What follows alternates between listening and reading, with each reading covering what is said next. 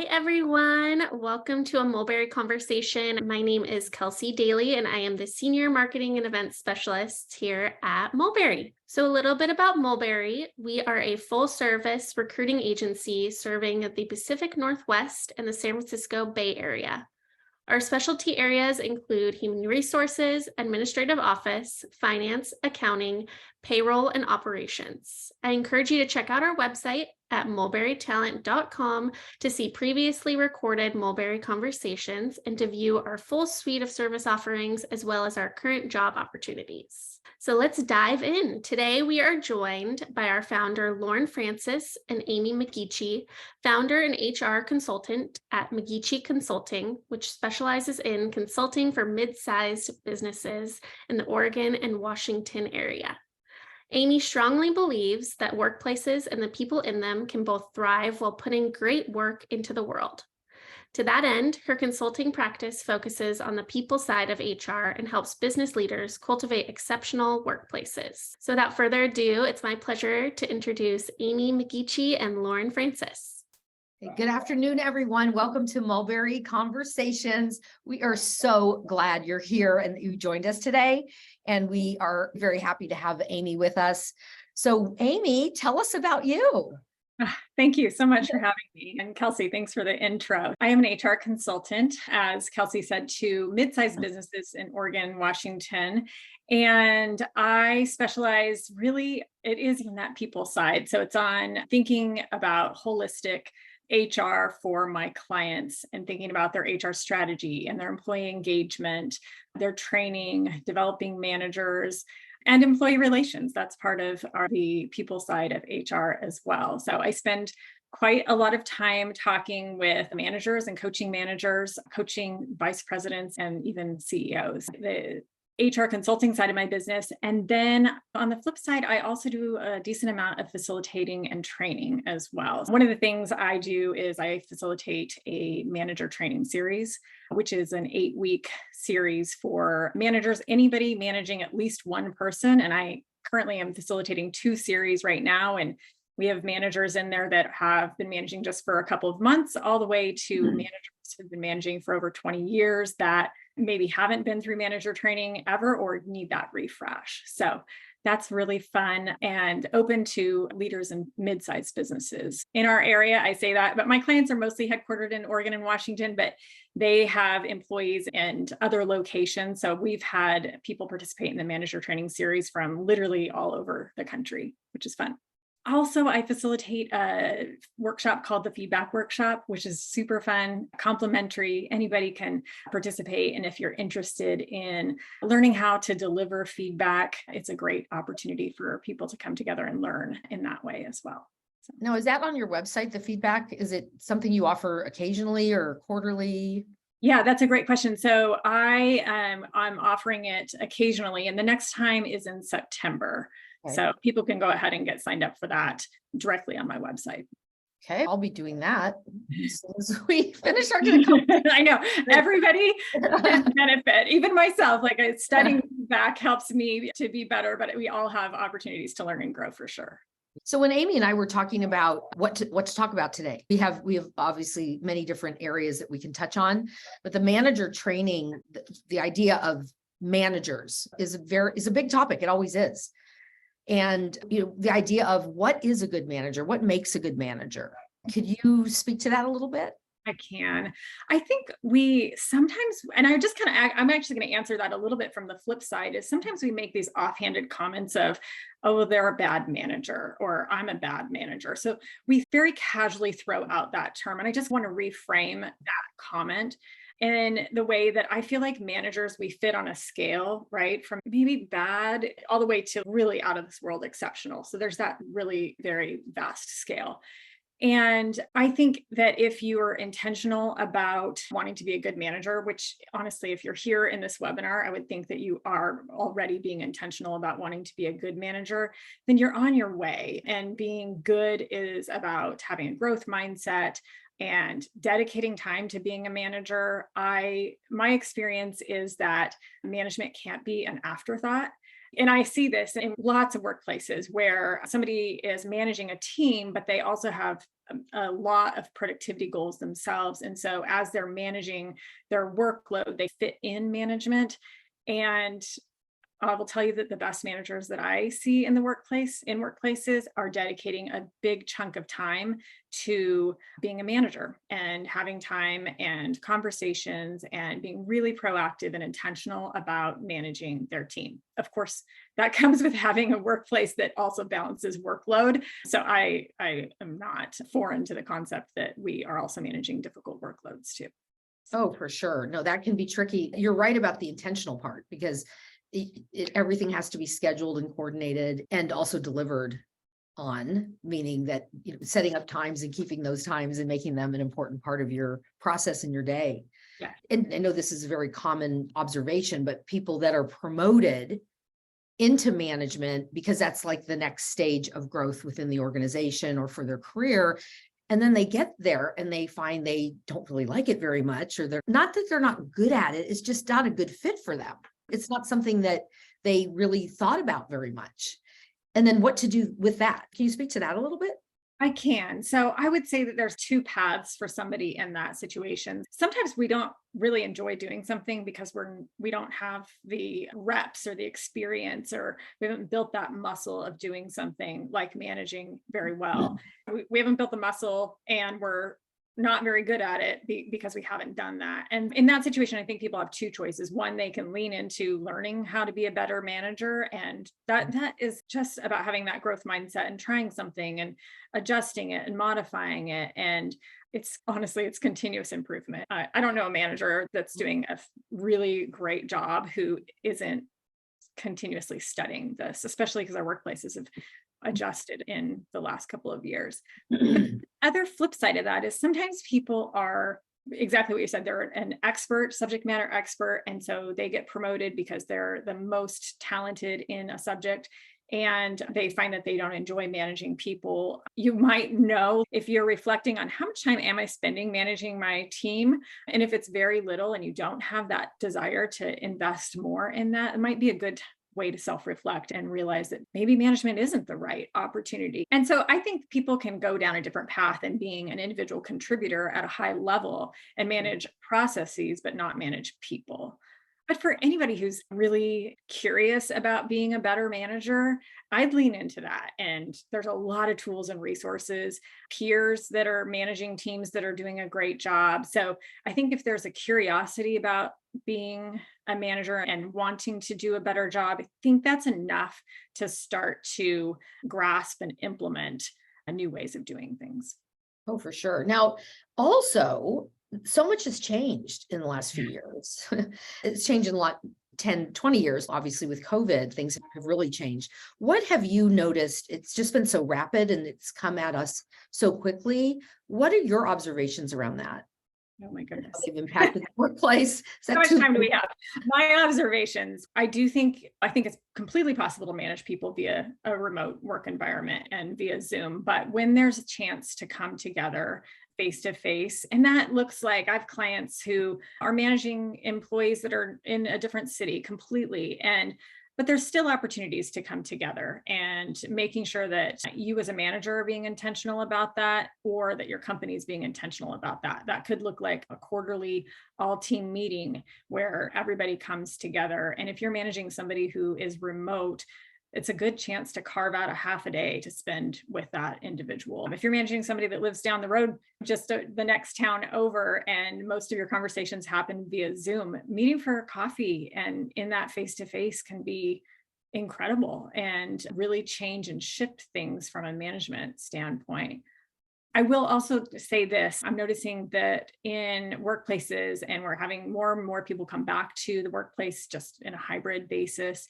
And I think it's great because I think senior leaders are doing just fine working from home, but there's not that opportunity to mentor and to work side by side. And if I'm working on something and just my external thought process and working side by side with somebody, that just isn't happening in our remote workplaces. So I think it's a great opportunity for people to start to engage in that way. Yeah, that's huge, because I think of the upcoming generation of workers are missing a lot there. And so I don't know, how do you fix that? And how do you? Yeah, there's got to be a transfer of knowledge, Yeah. and it's not happening quite in the same way. I will add one more thing because you can't ask me that question without me hitting this one piece. We are also experiencing a lot more accommodations in the workplace. So as managers looking at either medical accommodations or just general workplace accommodations, that's another part of what's changed in our workplaces in the last couple of years, that it's much, much more frequent, which is okay. We can adapt and certainly make everybody feel included and be inclusive in the workplace. Right. Oh, here's Kelsey. Yeah, we have a question. So here it is. How can a manager contribute more, aka more responsibility, grow its team from 0 to 1, while the directors are super busy with their priorities? The manager who is persistently bringing relevant ideas for contributing meaningfully in the growth of his or her company and self-career growth, but it seems like the general theme in the corporate office is you need to wait. If I'm understanding the question, I think having a track record of managing a team is important. So sometimes there does have to be some patience, but during that time, it's not just about waiting. You are creating your track record. So you're trying different things and adjusting your management until you feel like you've honed in to the best way possible. And it sounds like in a situation like that, just being patient. I always encourage managers to, if you can influence your organization, because I work with mid-sized businesses, so there usually is an opportunity for managers and directors to influence the organization. So if there's a way for you to influence your organization, do it. I think that's the fun thing about working for me, with mid-sized businesses.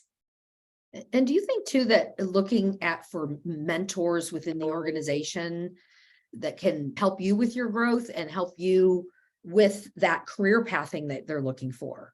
Yes, definitely. Yeah, because I think sometimes people think they need to leave a company in order to grow.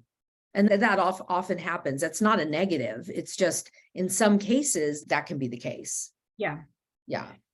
And that may not be true in every instance. So you're right, looking for opportunities for mentoring. I especially like when there's opportunities to mentor, not necessarily in the same, for lack of a better word, chain of command, but in a different department. And if you're just wanting mentoring on managing, learning from somebody in a different kind of line of business or division might help get you a kind of a different dynamic of experience. Yeah, for sure. Now, what we've touched on this a little bit, but what specific skills can managers practice in order to be better managers? Yeah. Everybody that participates in my manager training series, they already know what I'm going to say, but I think providing feedback is probably the most important. And I was just reading some data, like most of us want more feedback in the workplace. And when I say feedback, it doesn't necessarily mean negative feedback. It means like affirmative feedback. Hey, you're doing this right. You're doing this really well. But it could be that constructive feedback. Here's what could be going better. So I think that's a huge opportunity for managers, and to be willing and brave to give more feedback. And I also say this too, that if a manager is nervous about giving feedback, which happens, then get really good at providing that affirmative feedback and use ways to build reps and build the muscle of giving feedback, and then start employing it to give that constructive feedback. That's the first thing that I think managers need to do. And let me just also say that our goal is to grow people. The definition of feedback is it's a really positive definition around growing and providing that growth opportunity. So the goal in providing feedback is to round off some rough edges or put some pressure on somebody to maybe grow and develop a little bit more out of their comfort zone than they would be otherwise. That's the first step. Secondly, is just being really proactive in thinking, and you said this, Lauren, but just thinking about how you're managing your team. And I think you've alluded to this. Are you having one-on-ones? Do you have an all-team meeting? And just getting really thoughtful and, I would say, caring for your team really well by having all of that planned out, versus being really reactive and just reacting to everything that's coming at you. I didn't come up with this term, but somebody did, and I thought it was brilliant. It's the difference between being an architect and being a firefighter. So you're an architect, you pre-plan everything. It's very thoughtful, measured. And when you're a firefighter, you literally are just managing what's coming at you, which is pretty frantic. Oh, yeah. And it's frantic for your team, Yes. for sure.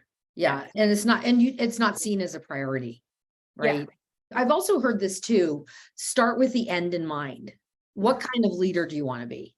You've experienced leaders, you've been in you've been in trainings, we've seen inspirational leaders, and they all sound so good and all sound so perfect. And yes, I can be that. And then in practice, you really need to stay connected to what kind of leader you want to be and what sort of principles and tasks you want to put into place to actually make that happen. And I think sometimes we talk about good and bad managers, like you were talking about, which I agree with you. I don't like that term. But at the same time, I think we know what we don't want, right? We know what we do or do respond to as employees, but also having those leaders and those mentors help you stay connected to what it is you're doing day to day, because it's easy to get lost in just the day-to-day activities and all the different things that go on in the workplace. Yes, very much. Yeah. So Kelsey's back with us. We have another great question. So we have a fully remote company with some young leaders who have been elevated to managerial roles as we've grown. Sometimes their lack of experience shows up as lack of empathy. We get them to be more curious and supportive of our team as people, not just doers. I love the word curious. It comes from Ted Lasso. Be curious, not judgmental. At least that's where it comes from for me. I think that's an original quote from Walt Whitman. But I think that, gosh, how do you get them to be more empathetic? Certainly pausing and listening. We have to carve out time so that we can prioritize people. So if we are maxed out on our productivity during the week, then we don't have time to listen to an employee who is frustrated with their job, or a coworker, or a client, or they have an ADA request. And first of all, I think it is carving out time. And I think that's one-on-ones. I think having dedicated time, it certainly makes team members feel valued. And it's an inclusive way to manage, because if we're giving the same time to everybody on our team, that's one way to make sure that you're being really inclusive. And then, yeah, I don't have a magic solution to being more empathetic, but just that like deep breath and pausing and carving out time for people. Yeah. And leading by example, right? Yeah. Yeah, to help them along the way. But the remote pieces, like you touched on earlier, just makes this so much more complicated. And I think with COVID too, the workplace has changed so much, not just the virtual piece, but just what employees expect and what they want. And what we wanted 10 years ago or 20 years ago looks very different than it does now. And employees really want, at least I'm seeing this, that employees want very much to have know where they fit in an organization and how does this all work and how can I be effective and also be of service in terms of my role. So there's this inclusive piece that is a lot more, it isn't so siloed anymore. Yeah. We have a couple more questions. Any particular conversational strategies that you have found effective when discussing the promotion of a high-performing individual who may be very talented technically, but is not suited for supervision or management? I have a difficult time helping senior leaders understand that just because someone is good at the technical aspects of their job, it does not mean that they will be good at planning, directing, leading, and monitoring other people. Oh my gosh. Yes. Yes. I agree. So I think the question was any kind of conversational tips. That is a whole different skill set. And I would look at, has this person been doing anything like that? So for example, have they been indirectly managing? Have they been leading a project and indirectly managing a cross-functional team? And that could be anything. But if they haven't had those opportunities in the company to lead, I think I would want to point that out to senior leaders, and maybe they start really small, because you can be a manager and be managing one person. And that's a really great place to start. And certainly manager training, reading some books, turning to some podcasts. But I think I would look at, well, what are the skill sets that we're requiring or expecting of managers? And how have we seen that demonstrated by this individual? And the truth is, if you want to reverse engineer that before somebody gets promoted, asking that same question and say the 6 months before, maybe they do manage a cross-functional team for something in the workplace. And that could even be like the holiday party or employee appreciation or the summer barbecue. It just give them lots of chances to manage in an indirect way so you can evaluate and see how they would manage when they might get promoted. Right. And Vicky says, great tips. Thank you. Thanks, And then we have Vicky. another question. Any advice on what portion of your off work time needs to be allocated on honing your managerial skills? 1 hour per day, more, why? Example from exemplary managers would be appreciated too. Okay, so I'll give an example. This is a great question, and it's one I had actually too. So I have a client who does an employee engagement survey, and one of their leaders had just off the charts employee engagement scores. So I picked up the phone and called her and said, "What are you doing? I need to know. Tell me all the things." And honestly, she said, "I'm spending a considerable amount of time managing my team." And she has a decent sized team of not just individual contributors, but managers as well. And her number was 50%. I think that's a really high number. But again, she is managing not just like one or two people, she's managing a sizable team. And so the higher up you go in the larger organization you're managing, you should be spending that much time managing people. So that's from my experience, when I do look at solid managers, they are investing a significant amount of time. And I know that's a lot. It is a Great lot. question. Lauren, what would you add anything to that? Yeah, I think you said it really well. Managing people, but you have to balance everything because you're not going to be a great leader and a great manager if you don't feel like you have enough time. And it's always feels like an imposition as opposed to something that is really part of your job. Great managers are great people leaders, and they really want the best from their people, and they want people to come to work every day feeling good and excited about the work that they do and to be in the workplace with that team. And so it's our job to do that, to create that environment. Great. And we have just a follow-up question too. I heard two terms I want to know more about: mentor versus sponsor at work. That's great. Maybe sponsor is used in their environment, or maybe to clarify, would a sponsor be someone where you come into an organization and there's an advocate or someone that is your person? That might make sense if we can look at it that way, just for the sake of to answer the question. Yeah. Yeah. I think that makes sense. And then a mentor, it depends on the mentor pieces. They could be mentoring on a specific area, like mentoring on a technical skill. So then they need to be technically aligned. They could be mentoring on management. And I don't believe you need to be technically aligned or in the same division to be mentoring on management. I think that can flow across the board. I think it's also really important to have mentors in your life anyway. There are mentors at work, or they're mentors from other organizations that continue to help us with those tough decisions and to talk through ideas. And there's a book that I'm reading called Start, Stay, or Leave, which is about decision making. You know, how do we make the best decisions in the moment? And sometimes we don't make the best decisions. And sometimes that has to do with we don't have our people that we can count on, that know us, that can help us talk through a situation that we're grappling with. And start, stay, or leave has to do with, do I start, let's say, building my own business like you did, Amy? Or do I stay because I've got this opportunity to go work at this other organization, but that's going to involve a move, or that's going to involve a whole new change. And yes, the title might sound great, but then what about that? When really talk, and then leave might be based on maybe whatever the conditions are. And maybe it is a good idea to leave. And how do I do that? And how do I do that successfully?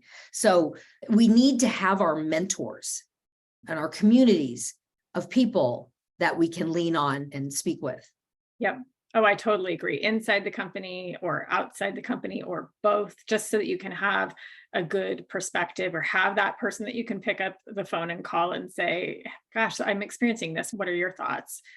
I think it's also like answering a text too quickly or answering communication too quickly, when you really do need to sit back and think about it. How many times have we sent that message and go, oh, no, I could have sat on that for a day or whatever. And it's the same kind of thing. And usually the decisions that you're making, like start, stay, or leave, these are big questions and have an impact on more than ourselves, our families as well. So we have to think about the whole. And Reza, who asked the original question, came back and said, this is what they found on the web, but mentors encourage you and can empathize with you, your situation, and your goals. Sponsors offer seniority, power, and influence to help you meet your goals. Ah, There we go. And we learned something too. well, helpful. Thank you so much. Yeah. That's great.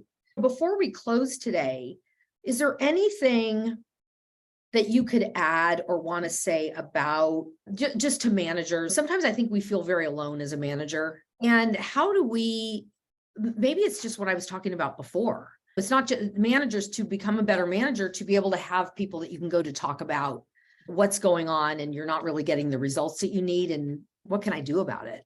Yeah, I think you're right. As a manager, you need to build that network, and you can't be silent about the things that you're experiencing, because that just breeds the kind of maybe the negative thoughts that you might be experiencing. But I think that, again, there's that scale of managers, and the sky's the limit on how much you can grow and develop. But I think you just have to take it one step at a time. And whether that's finding a mentor, attending a training, listening to some podcasts to refuel yourself. You can't be a good manager if your bucket's empty. So making sure that you're refueling yourself in a variety of ways is really good too. Oh, I like that a lot. And getting inspiration from others. You're right about the podcasts and books and other ways to fill that bucket for sure. Great. Gosh, Amy. Thank you so much for coming on today. And I'm just so excited to know about your manager training series, because I hear that it's very beneficial and has helped so many to improve their workplaces and help, employees thrive, which is that's what we want always. Definitely. Thank you so much for having me. And thanks, it was fun. I love the questions. Yeah. And the audience, thank you for being here and for joining us. Is there anything else, Kelsey? Nope, we are good to go. So thank you everyone for joining us. And thank you, Amy and Lauren, for a great conversation. Have a great weekend, everyone. All right. Talk with you soon. Bye.